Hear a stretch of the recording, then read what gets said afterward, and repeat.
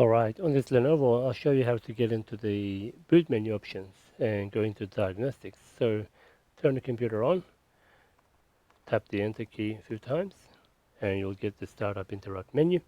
So F10 to start the Diagnostics. There you have it.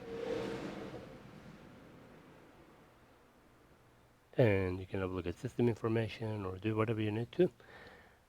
And I will look at F1, system information. See, F1 doesn't work because you need to hold the function key, function F1, then it will work.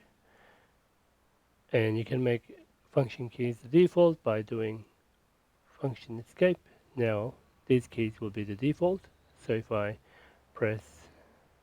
go escape, now I press F1 again.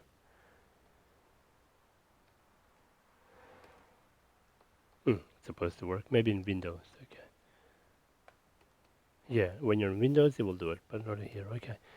So, yep, that's it for this video. Thanks for watching. See you in the next one. Thanks for watching. Please subscribe to support this channel.